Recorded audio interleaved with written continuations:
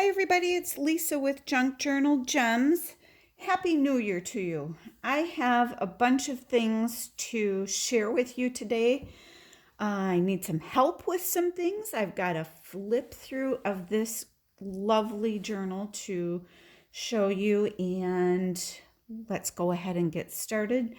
I hope you were able to enjoy happy holiday season. I hope you were able to share with family and friends. I had a wonderful Christmas. It was small with my family, and New Year's we just stayed quietly at home because in between Christmas and New Year's, our youngest son had a wrestling tournament, so it was busy, but it was all good stuff.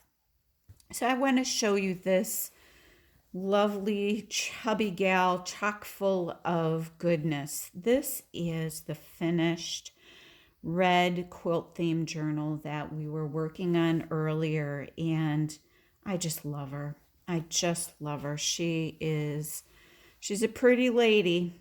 The outside of the cover is quilted. I used this overlay of coffee stained lace to kind of mute this darker color. I used some antique and vintage laces and doilies on here. I've got this gorgeous strip of lace, crocheted lace coming down the binding here. This is about a 3-inch binding, just a little shy of that. The back I left just quilted like this so that it wasn't too lumpy and bumpy for her to try to write in the journal. So this is what the exterior looks like. The quilted portion is over a hard surface to give it some strength and stability. But this book has 5 signatures to it, and it's got a hidden spine. I used in the journal a lot of coffee stain papers, some images also from a children's storybook. It had a story in it called A Patchwork Quilt. So this is one of the images from the book that includes a double pocket. In the double pocket here is a collaged bingo card. And here's another journaling card here with some leaf stitching on it. Come on, I'm at an odd angle. And here is a page from a home budget book that I took apart. Some stenciling you'll see throughout the book. Here's a stencil that I used later on in the book, and I included the stencil for her to use later on if she would like. And that's on an altered paper clip with a feather and some vintage lace pieces with, there's a little bit of decoupaged napkin behind that. I love these papers. I included some pages from quilting magazines that include some templates and patterns for quilts. Nothing like a little inspiration in your book. She's a quilter, so. I included also the Mrs. Coggs phrases on here, and I don't recall off the top of my head where I got these papers from, but I'll include it in a link below for you. Her quilt images to give her inspiration. This is a collaged pocket here with some lace, a flower made from a book page taken from a sewing book, and some little quilt pieces here that I attached. This is one of the embroidery transfers that I had in my Etsy shop. I don't have them anymore, but hopefully I'll be able to find some again so I can include them, because those went really quickly and they're fun to use in a journal, because she can use this to iron the images right on a page if she would like, or she can fussy cut them and use them, or she just wants to use them to embroider in her quilting. She can do that too. It's more of the homemade glassine page that Nick the Booksmith showed how to use.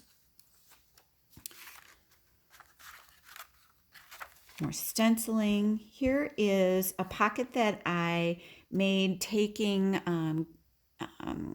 Gail Agostinelli on her Cinnamon Tea Etsy shop has these, I guess you would call them vintage calling cards. So I use that as a pocket, and I use vintage playing cards inside that I've altered so that they can be used as journaling cards.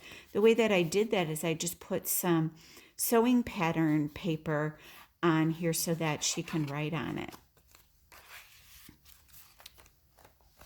Here's an image, an old photograph of some ladies quilting. They don't look too happy. Quilting should be more fun than that. Here's another image from that children's storybook with some more journaling cards inside. This one is the collaged one that we made together.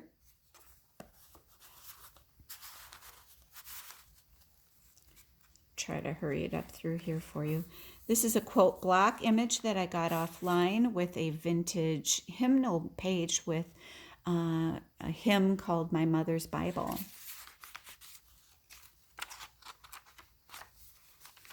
More Mrs. Coggs words. I've backed them in a variety of ways, either with some of the fabric or with tea bag or cheesecloth or threads even I've used. Here's a fabric belly band with some antique tatted lace. This is just gorgeous lace. I absolutely love it. It's so delicate. With another journaling card in there. A reproduction page from an old catalog, but it's fun because it's got some sewing notions on it. More coffee stained paper, coffee dyed paper. Rita Donnelly flip for journaling.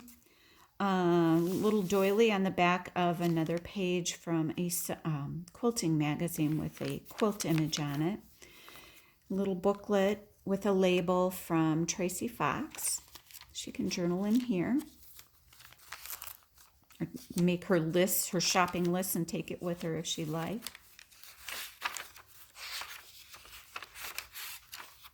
Here is an image of a quilt that I included with a phrase. I think this is one of the Tim Holtz phrases. Pardon me. I love coffee dye and composition notebook paper because you get that fabulous crunch, not to mention the wonderful color on it. Here's another altered paper clip that says be thankful with a vintage button on here.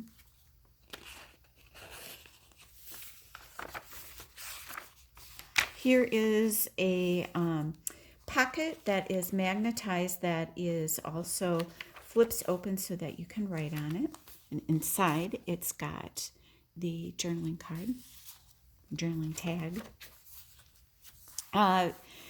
Stitched fabric pocket with fabric strips like they would do when making quilt patches. This is a journal card that I made using vintage lace and some more of the same fabric used throughout the journal. You can probably hear my dog in the background. She barks at every noise. Maybe my husband came home. These are pockets that I made from an envelope, and I made little peekaboo windows in here. Here's a little quilt image with a tab and a little Singer sewing machine. Can you see that okay? A Singer sewing machine charm. The charm on the one up above it is an iron. And this tag also has a quilt image. I used some Tim Holtz paper in here too. I hope you can see okay. This is another image from or not an image, it's the actual book page from that same patchwork quilt book. And the gal who's getting this journal is from Iowa, so I included an atlas page from a vintage atlas of Iowa. More quilt template pattern pages. Here is a pocket that I made collaging a bunch of things on here. It's got some quote blocks on here, some vintage tatting, some more of the patchwork, a phrase of the title of the book that you see throughout, some vintage buttons. And inside, I've made just a little note card for her and included her favorite color red of a journaling or a plank giant jumbo. That's the word, a jumbo playing card. And she can use this as a journaling card if she likes, or she wants to put pictures on it. Another Mrs. Cog phrase, back with some threads. A pocket here with another quilt image and a fussy cut flower. And here's my little lady quilting. I just love her. Here's a vintage postcard. Another quilt image. I don't know why I'm getting this shadow. Another Rita Donnelly flip. Some tickets. And a little collaged tag with Tim Holt's little girl. Back with some tea bag to give it some age and a book page.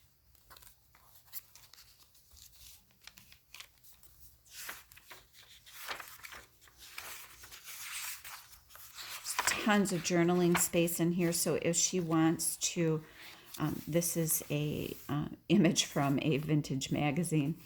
So if she wants to make her notes for her quilts that she's going to make, or she wants to journal in here, or both, she can use it however she likes. Another stitched fabric strip pocket. Here's a belly band with collage strips and a journaling card here with all kinds of things. Page from a vintage children's book, more tea bags, some scrap papers used throughout the book, some ledger paper.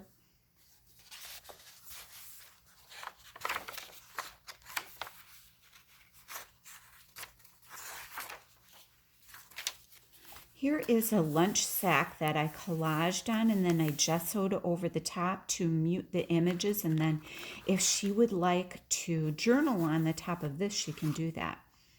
Here is a vintage Viewmaster reel that I put some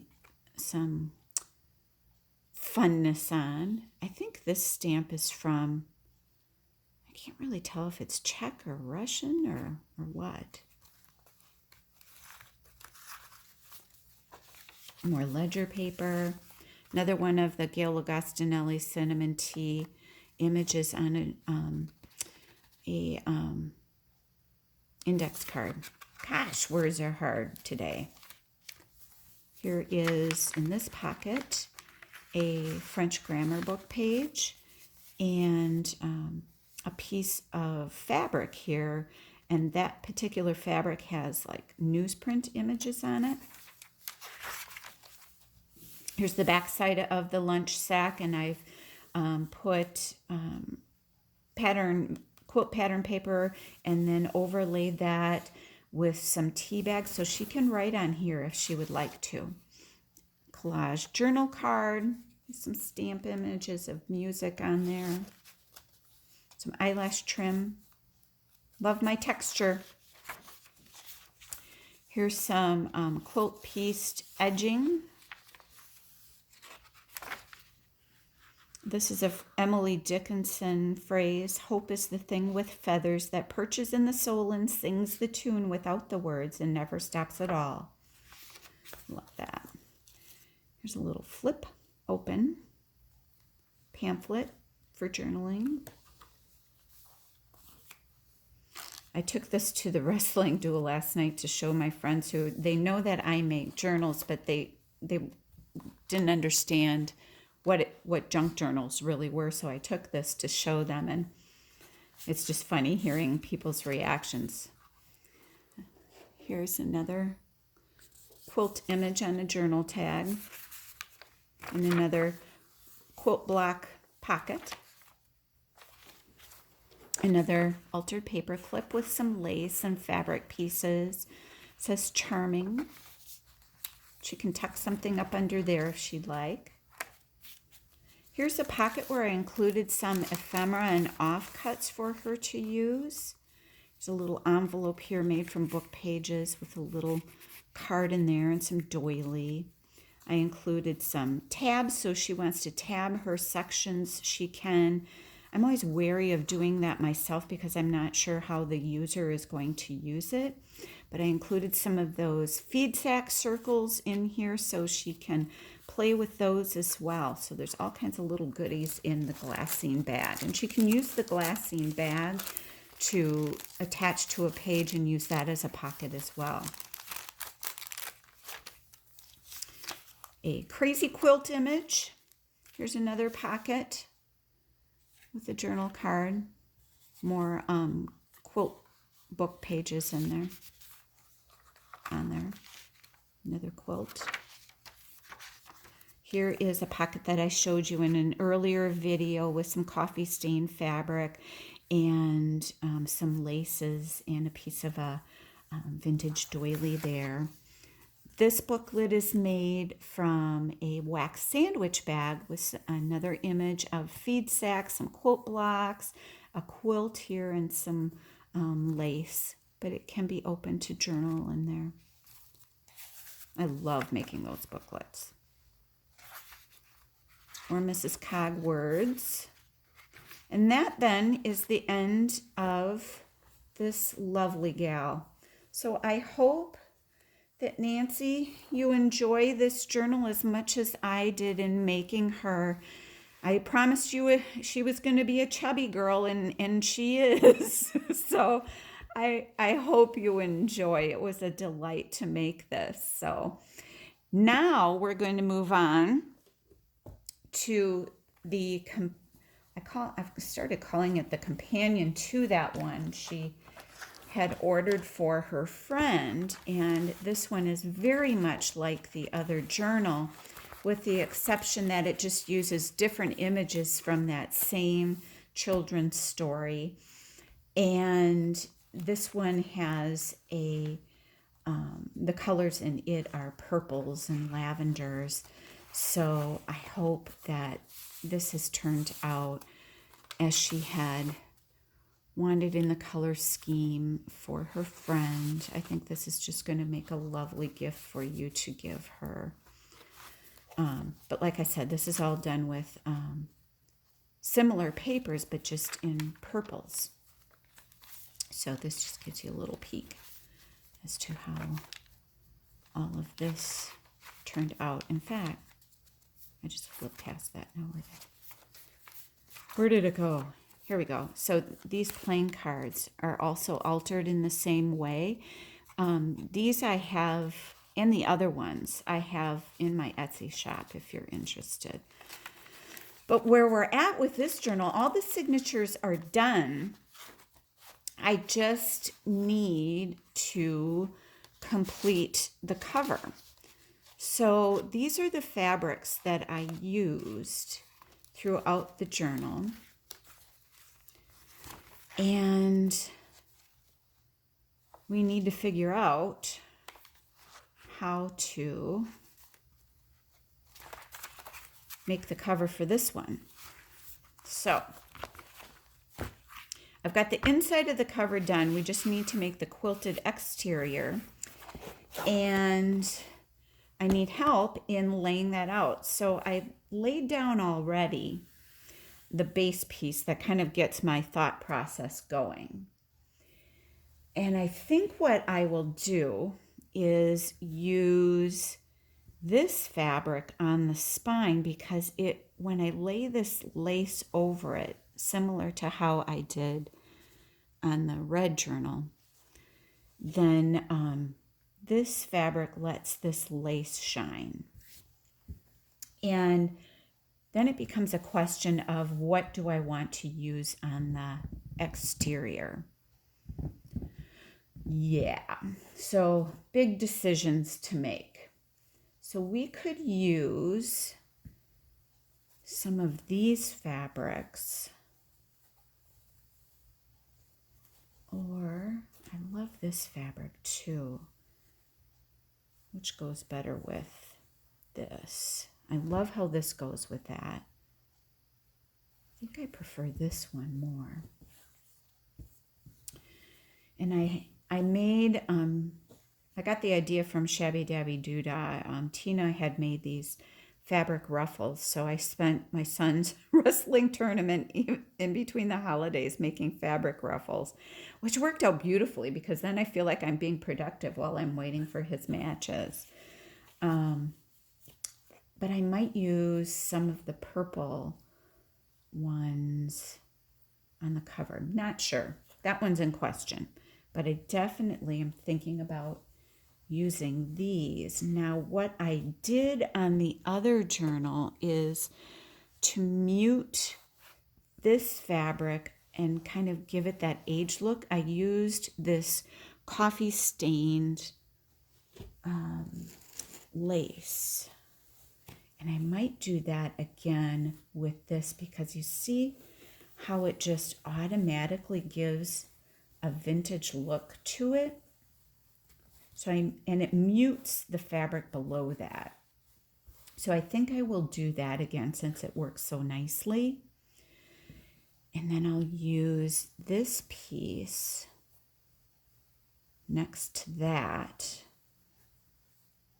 And maybe I'll have 2 squares of the white or the coffee dyed. You probably can't see on camera, but this fabric has, oh, you really can't see. It has some faint polka dot to it, which I thought was really pretty and gave some added depth to the look of the cover. So I'll probably do something like this, and then I have other lace trims that I may use. I have this one we might pull in, maybe. Or here's where I just start playing around with things to see what I like. And I'll get out some of my doilies and things. I think that one's too big, maybe. It'll just kind of